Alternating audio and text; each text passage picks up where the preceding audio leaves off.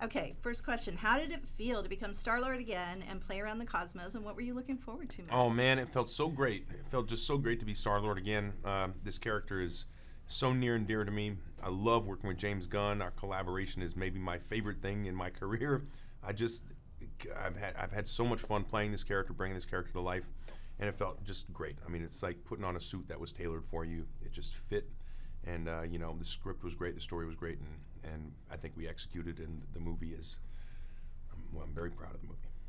And where do we find Peter Quill in this new movie? This film picks up just a couple months after the events of the first film, so Peter is trying his best to lead this ragtag squad of newly famous heroes who have accepted mercenary work with their new fame. He's trying to lead them and protect them from themselves and keep them out of trouble, with mixed results. Why is finding his father such an important personal quest for Peter? Well, I mean, this is grounded in reality, and even though this is set in space and it's this epic space opera and it's part of the Marvel Cinematic Universe, the character is very much grounded in reality. And he was a boy who never knew his father, and constantly questioned his origin and where he came from. And all he knew was that his mother told him his father was from the stars, and when she passed away, he ended up going up into space and never was given that answer. So he's a little insecure about it, and as you would be, he wants to know who his father is, and it's very human. It's a very human desire and need to know where you're from. What trait do you most like about your character? I guess I don't know. I guess the trait that I like most about Quill is his heart, his love for his friends and family, and I think probably his heart.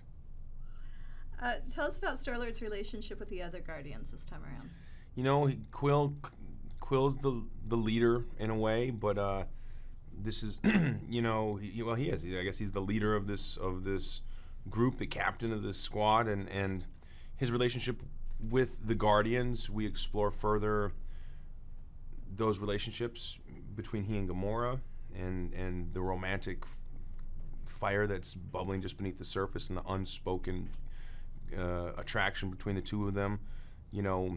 His kind of becoming a father himself in a way to this young, vulnerable baby Groot, and a friend with Rocket, and that complicated relationship.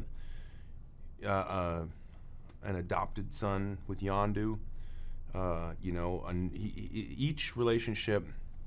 Those are the main relationships that we explore with Quill, but there are also relationships that are explored between other characters, and like any great movie, this film does focus on relationships, and we learn a lot about characters through how they relate to one another. Where do Peter, Quill, and Yondu stand with each other? Yondu and Quill were not the way we left. It kind of stands how we left it off. Yondu loves Quill, but was not great to Quill, and Quill is still resentful of his upbringing and his childhood, and especially in light of the new information he learns in this film. So we leave it where we left off, but we end it somewhere far different.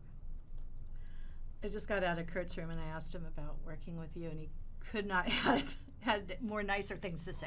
He nice. Just loves you. What was it like for you as an actor to work with Kurt? Real nightmare. Real nightmare. He claims to love me, but he's very abusive. Very abusive. No, Kurt's awesome. Kurt's a great dude. Kurt is straight up.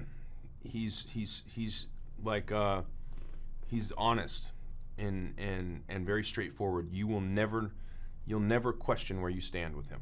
He'll tell you, and he's a consummate pro. Was never late, always on time, always knew his stuff, worked really hard, and asked incredible questions, and wouldn't move on until he had a logical starting point. If it didn't make sense to him, if the director hadn't fully articulated the idea to him, he just wouldn't let it go until he knew. And I think that's really a sign of, obviously, an actor who knows exactly how to do what they do, and there's a reason he's been so successful for so long. I learned a ton from him, from not just, in acting, not just how to be on set and how to be as a man, but certain technical aspects. And we had a great time outside of just our bonding over film, just with our things that we're similarly passionate about. And he's incredibly nice. I don't know. I really love him. I love him. And I asked him to be my dad in real life. I am Rest in peace, Bob. But you've been replaced, okay, by Snake Plissken, so you get it. I thought James Gunn was just so incredible. I mean, so well spoken. But then you met him. So much and energy. You realized you were wrong. He's the worst. Oh, he's I get insane. it. What was there a certain comfort level working with him again, and why? What do you find so appealing working with James? James and I have a shorthand. James and I have a shorthand professionally, comedically. Like, we can just look at one another and start laughing. It's like we can kind of read each other's minds. And I think that's a result of working intensely together for years and years now. And, we've got a great collaborative relationship. And he's my leader, and I trust him. And he asks me to do things that make me uncomfortable sometimes, but I trust that I'm in good hands, and I'm sort of like putty in his hands. He can get me to do just about anything he wants me to, and I can't say that about every director because I don't always trust every director, but with him I do. If you could sum up your experience making this film in one word, what would it be and why?